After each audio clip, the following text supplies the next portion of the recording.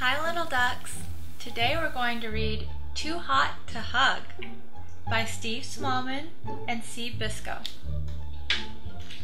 On the coldest day of a cold, cold winter, Ryan was high in the mountains searching for firewood.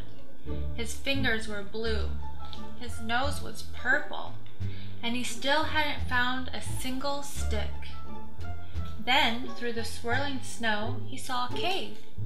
It looks warm in there, he thought. Maybe there's a fire. So he went inside.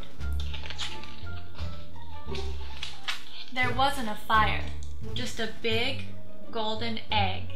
And it was hot. Hot water bottle hot. Ryan picked the egg up and felt its warmth spread from his nose to his toes. Ah, he sighed. Then he thought of his poor mom and dad in their freezing cottage. He put the egg in his basket and hurried home. "Look what I found," said Ryan. "What is it?" asked Mom. "Warm," said Dad, and he smiled for the first time that week. But just then, tap, tap, crack, out hatched a baby fire dragon. "Wow," said Ryan. "Oh," said Mom. "No, no, no," cried Dad, "no dragons. They're nothing but trouble. You'll have to take it back right now." The baby dragon blinked and sniffled.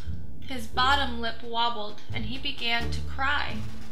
"Hush," said Ryan, "don't cry," and he gave the little dragon a big hug. "Oh, he's as warm as toasted crumpets," gasped Ryan. "You try, Mom." So Mom hugged the dragon. Even Dad hugged the dragon. "Can we keep him, Dad?" asked Ryan. "We can call him Crumpet." All through the winter, Crumpet the dragon kept the family warm and snug. He dried the laundry, he warmed the beds, he even made the toast. But the hugs were the best, and everywhere that Ryan went, Crumpet went too. Except on bath night. Ryan hated bath night. The water was always cold, and Mom made him wash behind his ears, where his favorite dirt was. Crumpet was scared of the water, so he hid behind the sofa, making worried, squeaky noises until Ryan was dry and the water had gone. Then he hugged him until he was warm and toasty. Soon winter turned to spring. The snow started to melt, flowers bloomed, and Crumpet started to grow. And he grew. He got hotter.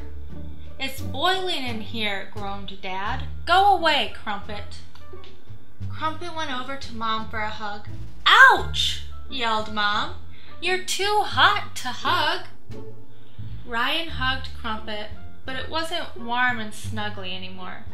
It was hot and scorchy.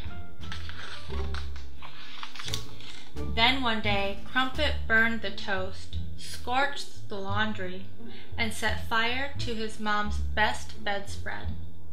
"That's it!" shouted Mom and Dad. "Crumpet has got to go!" Early the next morning, Ryan and Crumpet set off up the mountain. By now, Crumpet was so hot that his feet left little scorchy footprints in the grass.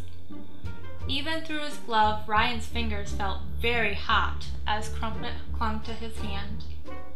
Then as they reached the bridge, Crumpet saw the water and gripped Ryan's hand even tighter.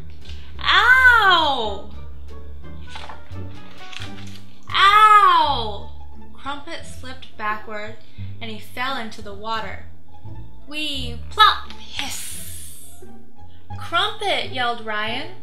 But Crumpet had disappeared in a cloud of steam. Ryan jumped in to save him from the cold mountain river. But the water wasn't cold. It was lovely and warm.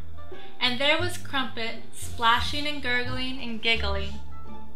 Ryan hugged him tight, and it wasn't hot and scorchy anymore.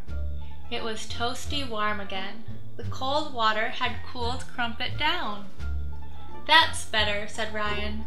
"Let's go home." And from that day on, Crumpet the dragon lived happily with Ryan and his family. And now whenever Crumpet gets too hot to hug, he has a great big bubble bath. Thanks for joining me today. Let's read again soon.